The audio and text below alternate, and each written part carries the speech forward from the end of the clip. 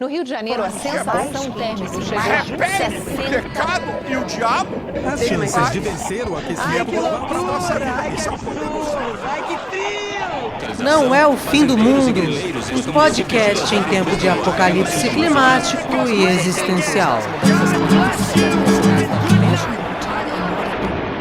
Olá, eu sou a Nina Lemos, eu estou aqui com a minha amiga Jo Hala, que estamos as duas no Rio de Janeiro.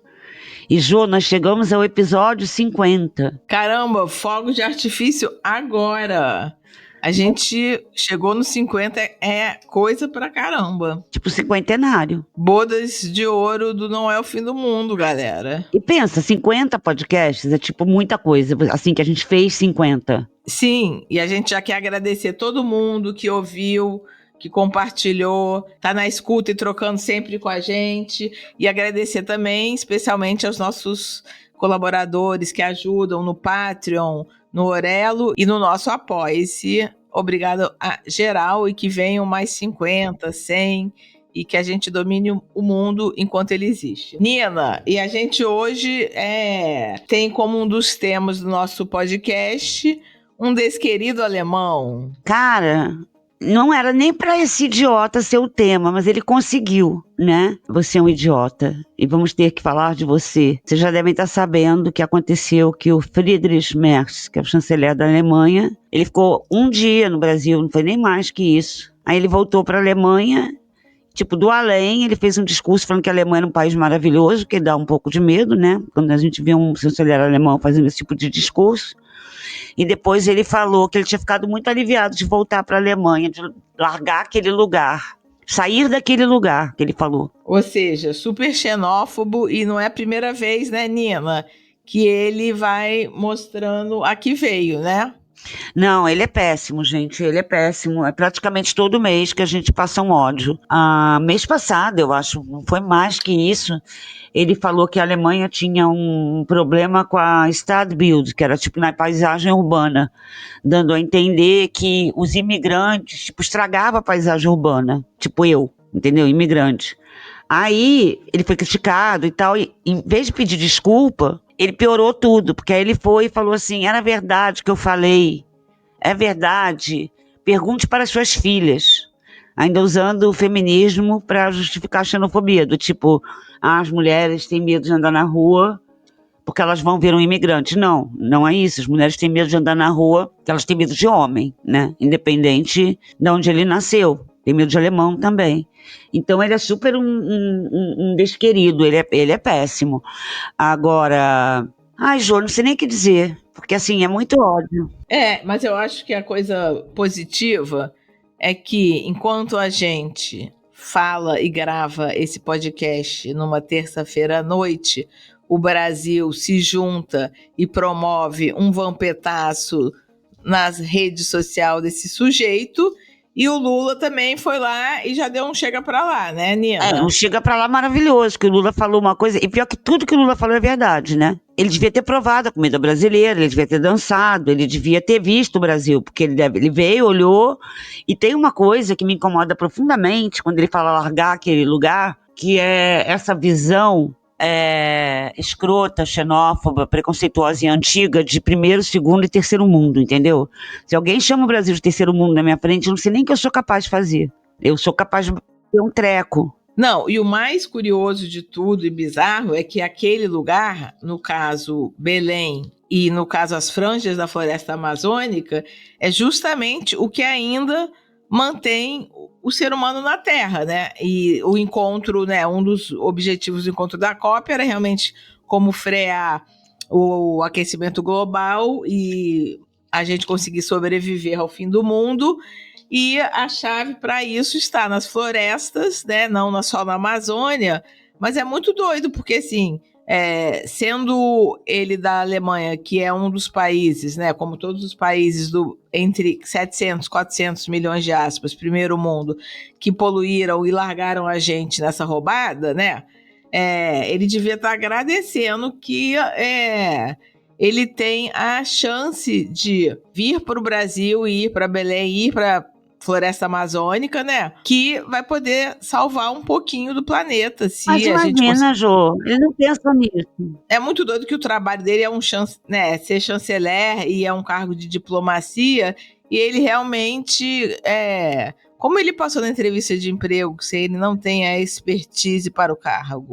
E sabe né? uma coisa? Exato. E sabe uma coisa que eu acho, que é uma coisa que eu já vi em outros alemães, e acredito que em vários europeus de toda a Europa, que é uma coisa de caipira, sabe? Assim, não querendo já usar uma palavra ruim, mas caipira nesse sentido de ser uma pessoa que não é cosmopolita, que tem medo do mundo, que não tem a menor noção do mundo. Então eu acho que ele é uma pessoa que só olha pro próprio umbigo, tipo assim, eu quero comer minha salada de batata, sabe, com a minha linguiça, minha salsicha, e essa é a melhor comida do mundo, e o resto é uma droga.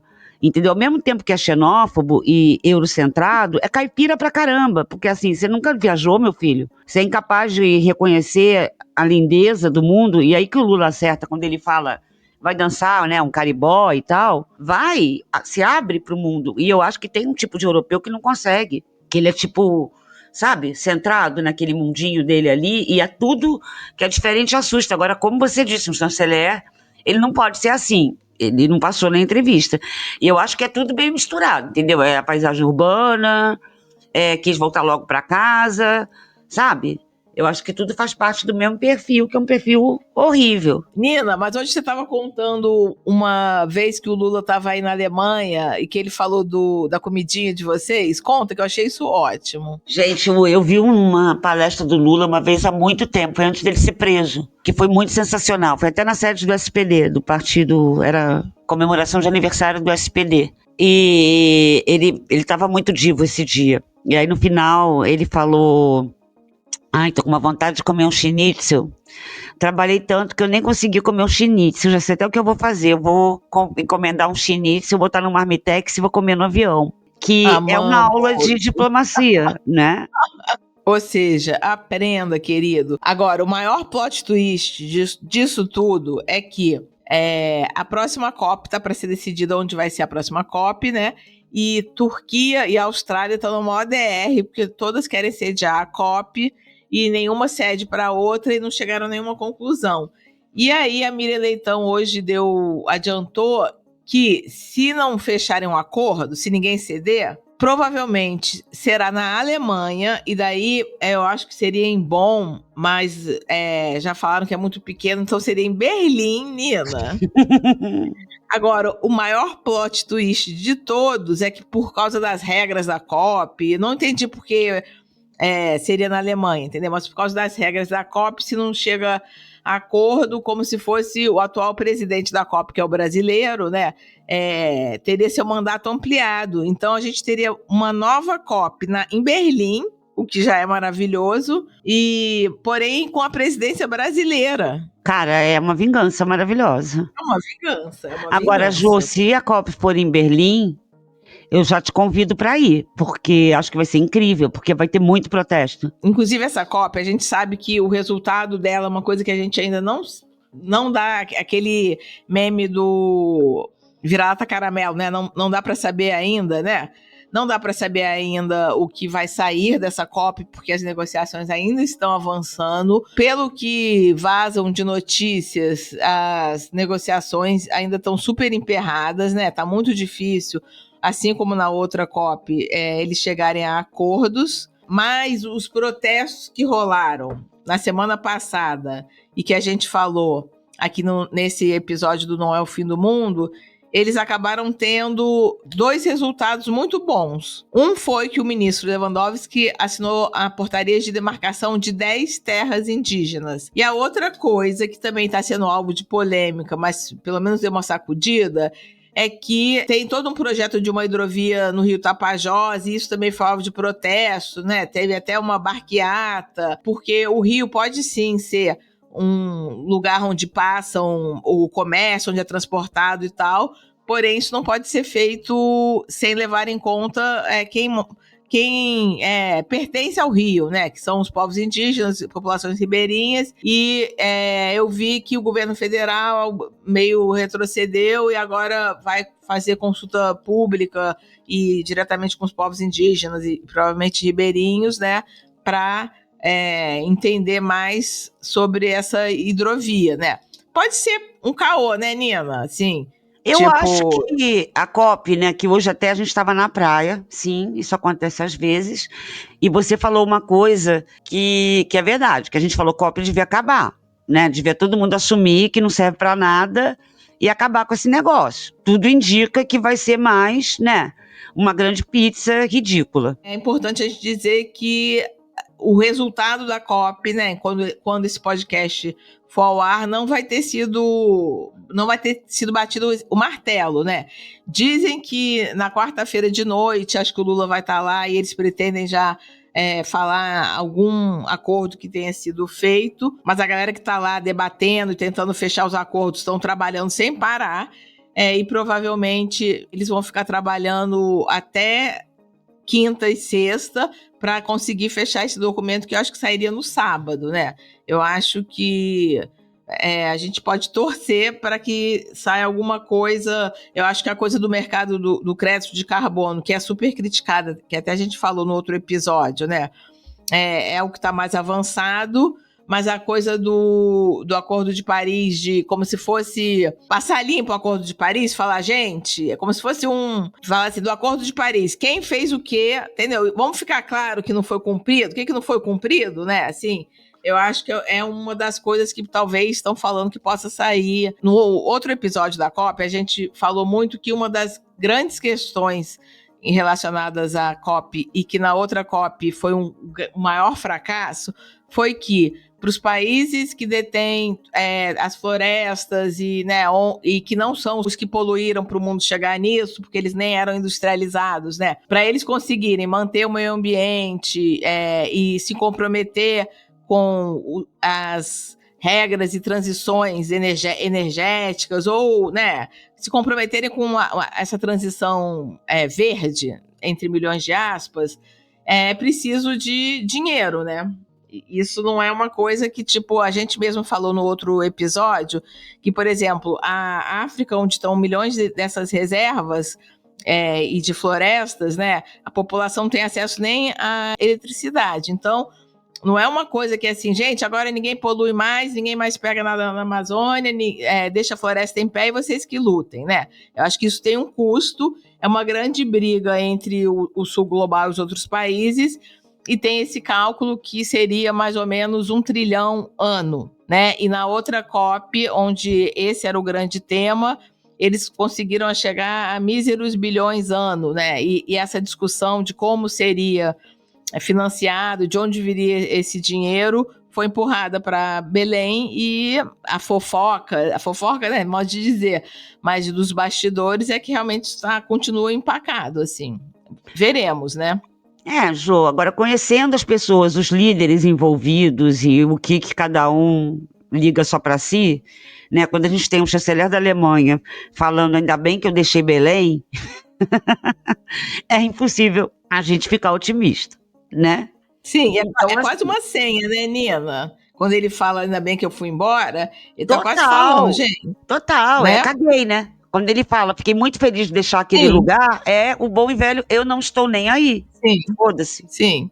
Então, assim, não saiu ainda, mas o nosso spoiler aqui, né, nosso saudão, é que a gente não acha que vai sair muita coisa, como desde o início as nossas expectativas já eram baixas também. Isso que é bom, né? É bom ter expectativa baixa, que não fica achando que numa reunião de greenwashing vão salvar o mundo, né? Esse é o nosso problema, desde a adolescência, quando nossas mães se preocupavam com a gente, porque a gente era nihilista.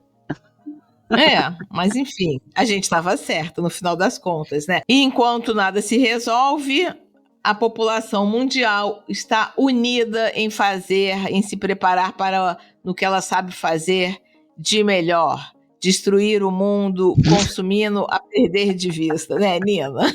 Então não dá pra gente ser otimista. A gente está falando aqui do fim do Acordo de Paris, da COP que não vai dar em nada, e a gente anda pelas ruas, a gente entra na internet e estamos no mês da Black Friday, maldita, que acontece na semana que vem, que é aquele dia que tem desconto, que todo mundo compra, e como a Jo disse antes pra mim, é um mês inteiro. Um mês inteiro já é Black Friday. Gente, eu já comprei, eu comprei um produto. Da Black Friday? Comprei. Mas assim, eu vou ser absolvida, porque é aniversário da Valentina, aquela minha sobrinha querida, que tá sempre comigo nas fotos. E eu comprei fofa, maravilhosa, e é aniversário dela. Eu comprei um perfume Aquafresca do Boticário, na promoção. Mas isso, normal, né? Uma promoção. Sim, a gente adora promoção, né? Mas eu acho que a questão da Black Friday é a criação de uma necessidade de consumo que não existe, e muitas vezes numa promoção fraudulenta, né? Que você vai comprar pela metade do dobro, como dizem, né? E de fato, a Black Friday é uma das épocas em que mais se consome no mundo inteiro. E consumo é uma coisa muito séria. Né? Estamos falando de manter o capitalismo, da gente gastar nosso dinheiro, de exploração de trabalhador, de um monte de coisa, e estamos falando da destruição do mundo, né? Que a grande parte, assim, uma grande parte da destruição do mundo é causada pelo consumo. Agora, uma coisa, Jô, que eu estava achando muito interessante nas coisas que eu estava lendo sobre Black Friday, né? Que tem vários movimentos climáticos e cientistas são contra, alertam, boicotam e falam que é um momento realmente muito perigoso para o meio ambiente. Mas não é só porque se compra muito. Isso que eu achei interessante. É a entrega. Porque cada coisa que você compra, e é principalmente compra online, ela chega na sua casa. Então ela chega de avião, então ela chega de carro. E ainda tem uma outra coisa muito maluca, que é a devolução. Caraca! Ou seja, as pessoas compram a perder de vista no impulso e depois saem devolvendo. Cada vez que você manda um pacote de volta, você está poluindo mais. Porque é mais carro que está carregando, pode ser que seja um avião levando seu pacote, e tem mais plástico, tem mais produto de embalagem. E é todo esse caldão que faz a Black Friday ser um demônio para o clima. Não é só o fato de você comprar. E porque todas as compras online, né? Aqui no Brasil, por exemplo, tem essa regra que para uma compra online você tem direito de se arrepender durante uma semana, entendeu? Só porque assim, não quero, me arrependi, vou devolver, e tem... né, muitas dessas empresas têm a tal da logística reversa, que você pode realmente devolver. Realmente, o comércio online, eu acho que quem não compra online, né, eu super compro online, na verdade, o pouco que eu compro, entendeu? Mas, realmente, ele trouxe milhões de coisas horrorosas, né? Porque uma coisa, eu acho que desde o impulso, né? Claro. Porque antes, né, quando a gente tinha que comprar uma coisa, tinha que bater perna, né? Daí você andava, só de você estar andando mesmo que fosse no shopping, né? Antes nem tinha shopping, mas mesmo que fosse no shopping, você ficar andando ali, você tá praticando ali, refletindo, né? Eu amo aquela coisa quando você ia numa loja, e daí você perguntava quanto que era, e daí você falava, vou dar uma pensadinha, né?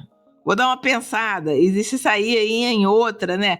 Tudo isso, de alguma forma, diminui a velocidade do seu consumo, né? Porque você está ali quase... O consumo online não é assim. Você entra ali, você está postando uma foto da sua família e você é exposto a uma propaganda, e quando olha, você já comprou um negócio, né? Claro que tem um lado positivo, né? Que realmente facilita. Só que, provavelmente... né, assim, não poderia citar uma pesquisa, mas é meio óbvio, né, que a gente consome muito mais por essa facilidade, né? E consome para tapar buraco de tristeza, de solidão, de medo de morrer, de tédio, né, de todos os buracos que a gente tem aí, de uma maneira muito fácil, né? Meu dia foi uma bosta, você vai lá, dá um clique e automaticamente seu cartão já está ligado, você nem percebe que você gastou dinheiro. Agora tem uns dados aqui muito bizarros da Black Friday, e isso são dados de 2017, então é antigo e a gente sabe que só piorou, mas o Guardian fez um levantamento e eles concluíram que em 2017, 82 mil vans e caminhões circularam na Inglaterra só por causa da Black Friday. Só na Inglaterra. É uma loucura. É muita coisa, cara. Tem uma outra pesquisa aqui que conclui o seguinte: 1,2 milhões de toneladas de carbono são emitidas por caminhões que transportam encomendas da Black Friday para armazéns e lojas em toda a Europa. Isso representa 94% a mais do que numa semana normal. Então, assim, é feio.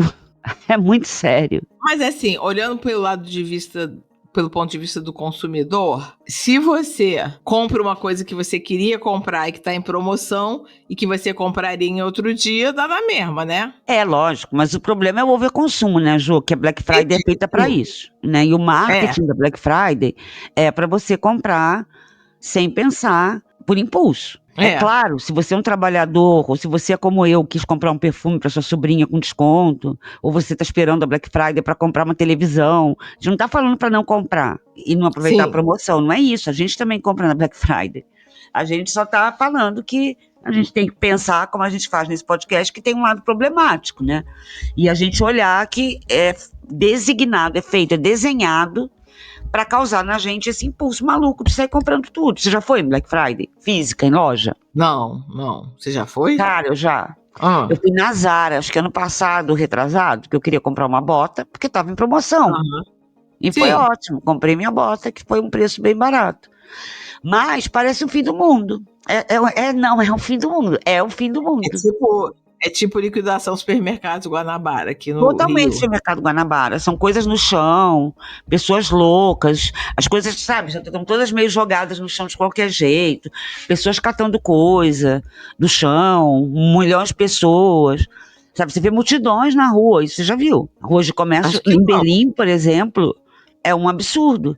Você vai numa Kudan, assim, que é a rua comercial em época de Black Friday, cara, parece que, sabe, que tá acontecendo alguma tragédia, porque é uma multidão. E isso é muito bizarro, porque é uma multidão de gente comprando. A maioria não foi ali comprar uma botinha que você olhou e falou, tô precisando de uma bota e foi comprar, né, João? Tem uma coisa que eu adoro lembrar, que é a coisa do prazer do consumo, que era, outro dia a minha irmã me ligou e falou assim, fiz uma loucura, comprei um toca-discos e parcelei a perder de vista e tal, tipo um toca-disco maneiro, né, assim, pra tocar vinil.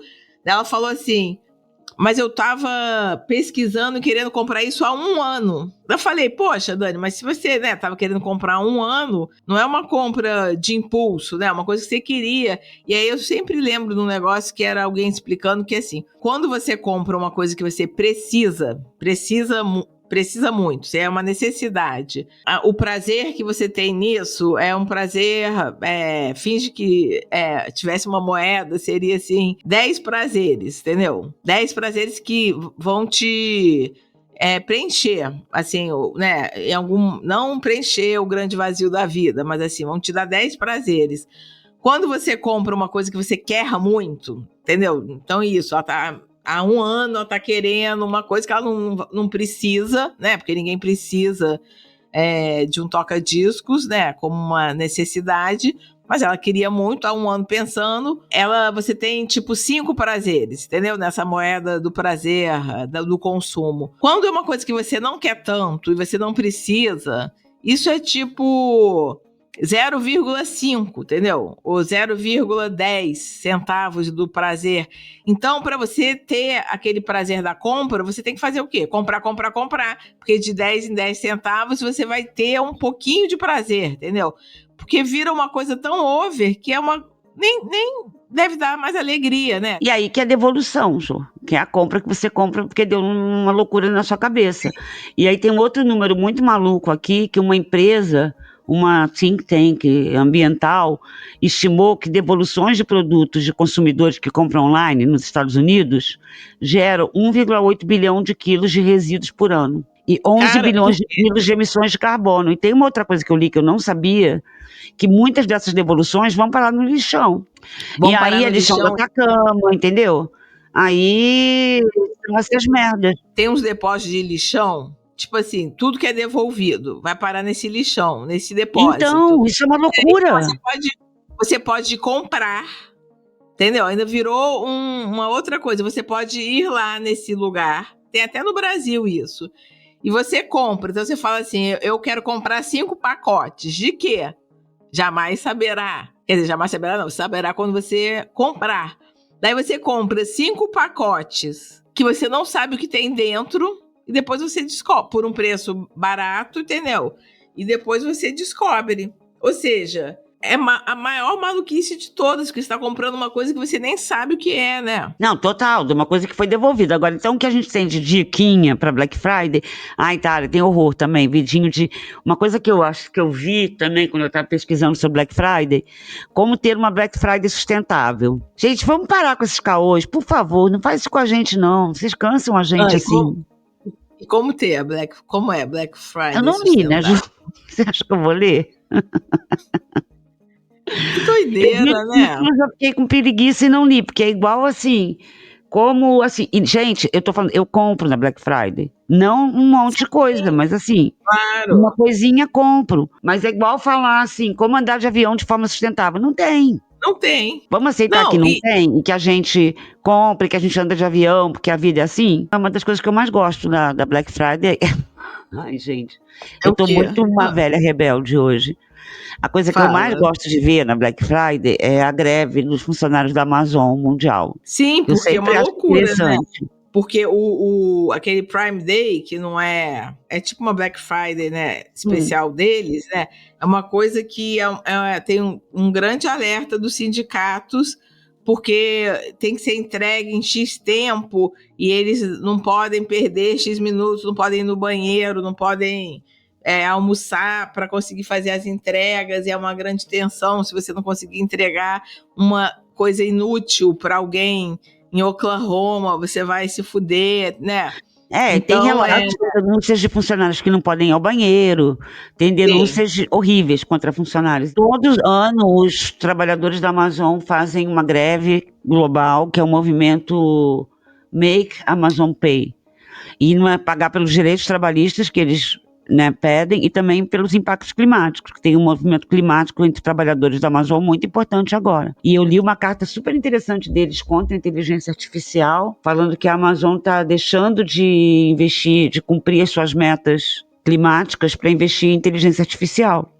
E que essa inteligência artificial não só vai tirar o trabalho deles, dos empregados, como também eles se preocupam como que isso pode fazer crescer o autoritarismo no mundo, né, com a confusão de informação. Então, é um pessoal muito legal. Minha diquinha da Black Friday é acompanhar e apoiar o movimento Make Amazon Pay, que tem 80 organizações lutando com eles por taxar os ricos, por direitos climáticos, por justiça climática, é bem interessante. Ou seja, respire e pense, eu preciso mesmo disso, eu estou surtado, eu estou comprando para preencher algum buraco, e assim, preencher esses buracos impreenchíveis, né?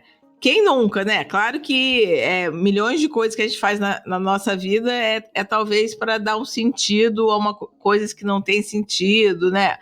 Aos nossos vazios, e não é que isso é totalmente, né, a gente faz isso com muitas coisas, né, mas eu acho que às vezes simplesmente respirar, né, eu acho que é tanto consumo e tanta maluquice, que às vezes se você simplesmente parar e falar, por que eu tô comprando isso, talvez você entenda que você não precisa disso, né, ou que você possa comprar em outra oportunidade, ou que você precise dar uma pensadinha, né. Como diziam os antigos, vou dar uma pensadinha e depois eu volto, né? Saudade da loja do 1,99, né? Que lembrança maravilhosa! Eu amo! 1,99 hoje, para quem é jovem, né? Porque tem que explicar, porque talvez os jovens nem saibam. Eles não lembram. Teve uma época de ouro onde o dólar era quase 1 por 1, né? Porque era bem nessa época. E surgiram aqui no Brasil... Vocês deviam ser crianças jovens que estiverem ouvindo, lojas de 1,99, que era tudo 1,99. Quanto que seria hoje 1,99? R$20? 20, tudo por 20, né? Tudo por 10, eu acho, por aí. Tudo por 10, é isso. Tem loja de €1 na Europa. Eu vou te levar quando você for lá. Então... Não, loja de 99 era tudo. Olha, tá vendo como a gente gosta de comprar? E era bem uma época que a gente gostava de comprar bugiganga. Agora, a gente não pode nem falar, né, gente? Não precisa comprar que o mundo não vai acabar. amanhã, porque na verdade isso não é Nossa, verdade. total, Jô. Total. Mas eu acho que respirar e pensar se você precisa mesmo ou você quer mesmo aquilo, você pode encontrar a resposta dentro de você, né, na verdade. Total, gente, controla. Controla. Então, é isso, né, Jô? 50 episódios. 50 episódios e que venham Comemoramos mais 50. hoje na praia, não é? Sim, Na Praia do Flamengo, que a gente queria dar essa dica para quem visitar o Rio de Janeiro, que a Praia do Flamengo está própria para banho, que é uma grande conquista da humanidade. Tá vendo? Tem boas notícias. Sim. Que era super poluída e agora está própria para banho. É tipo um milagre. É tipo, como é que era que eles falavam na pandemia? Que a natureza está se auto-limpando.